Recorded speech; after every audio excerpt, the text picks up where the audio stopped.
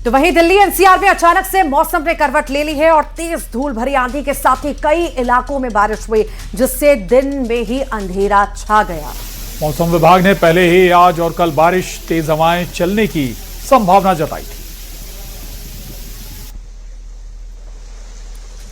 गाजियाबाद में भी बारिश शुरू हो गई है। दिल्ली एनसीआर सहित गाजियाबाद में मौसम का मिजाज बदल गया है और तेज बारिश हुई है। भीषण गर्मी से लोगों को राहत मिली है, पर इस तेज बारिश और धूल भरी आंधी से लोग परेशान भी नजर आए।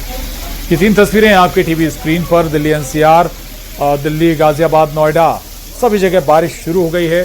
तेज हवाएं भी चली बारिश से पहले और लोगों ने राहत की सांस जरूर ली है, क्योंकि तापमान काफी गर्म हो रहा था। दिल्ली वालों को आखिरकार गर्मी से राहत देने वाली बारिश मिल ही गई है।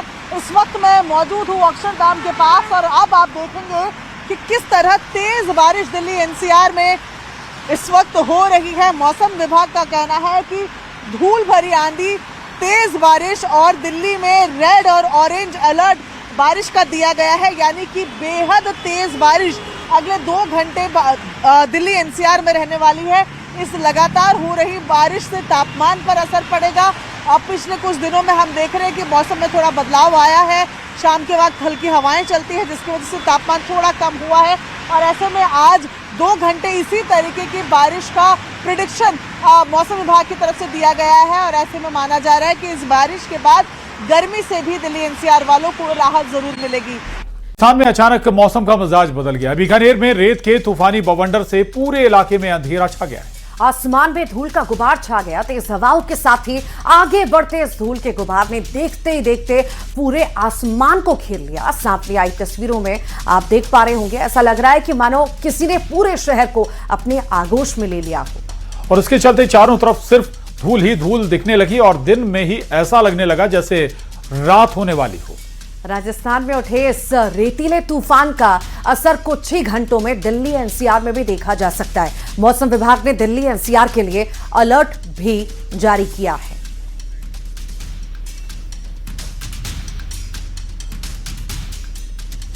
और उत्तर राजस्थान और पश्चिमी हरियाणा में इस वक्त धूल भरी आंधी चल रही है। तेज हवाओं के साथ उठी धूल ने कई इलाकों में विजिबिलिटी को बेहद कम कर दिया है। और मौसम विभाग और मौसम विशेषज्ञों के मुताबिक अगले 2 से 3 घंटों में हरियाणा के कई जिलों में तेज बारिश, गरज चमक और आंधी की गतिविधियां बढ़ सकती हैं। तो वहीं दिल्ली एनसीआर पर भी मौसम की मार का खतरा मंडरा रहा है और शाम तक असर साफ तौर से दिखाई दे सकता है।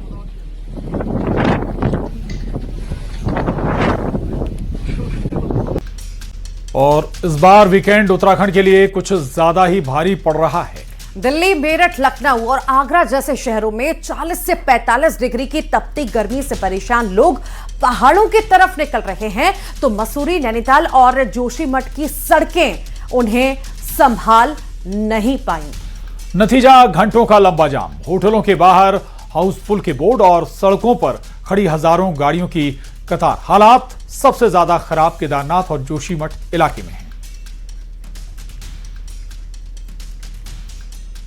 प्रदेश में आगामी राज्यसभा चुनाव को लेकर कांग्रेस आलाकमान पूरी तरह से अलर्ट मोड पर आ गया है। बिहार, हरियाणा और ओडिशा में हुए राज्यसभा चुनावों में क्रॉस वोटिंग का दंश झेल चुकी कांग्रेस अब मध्य प्रदेश में कोई भी जोखिम उठाने के मूड में नहीं है।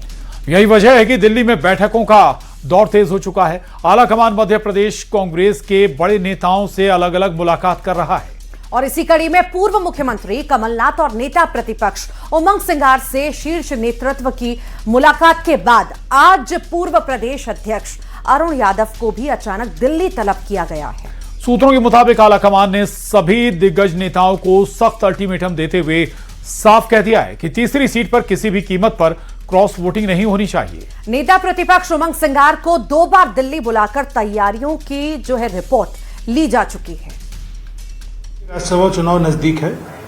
निश्चित तौर पर सभी राजनीतिक दल अपनी तैयारी करते हैं। कांग्रेस भी अपनी तैयारी कर रही है। भारतीय जनता पार्टी में भी लगातार तैयारियां हो रही, जिस तरह की खबरें हमें मिल रही हैं।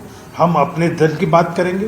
कांग्रेस के वरिष्ठ नेता हाईकमान से लगातार मिलते रहे हैं। राज्यसभा चुनाव की तैयारियों को लेकर के अपनी रिपोर्ट प्रस्तुत करते रहे और इस बात से मुतमईन हो गए हैं कि कांग्रेस का विधायक दल एकजुटता के साथ वोटिंग करेगा और राज्यसभा चुनाव में कांग्रेस का प्रत्याशी विजयी होगा। इस बात को लेकर के हाईकमान भी आश्वस्त हो गया है। इस बात को लेकर के मध्य प्रदेश का नेतृत्व भी लगातार इस तरह का प्रयास कर रहा है कि सारा का सारा विधायक दल, कांग्रेस विधायक दल एकजुट होकर वोटिंग करे। राज्यसभा चुनाव के लिए कांग्रेस पार्टी को अपने ही विधायकों पर विश्वास नहीं है, इसीलिए अलग अलग गुटों और कबीले के नेताओं को दिल्ली तलब किया गया है और सभी गुटों के नेताओं को अपने अपने विधायकों की बाड़ेबंदी करने के लिए कहा जा रहा है। ये कांग्रेस पार्टी की गुटबाजी है जो सतह पे दिखाई दे रही है। कांग्रेस में कार्यकर्ता हो या विधायक हो, पार्टी के प्रति कभी निष्ठावान नहीं होते, केवल गुटों के प्रति निष्ठावान है। इसी वजह से मध्य प्रदेश में कांग्रेस पार्टी के लिए तीसरी सीट बचा पाना भी मुश्किल दिखाई दे रहा है।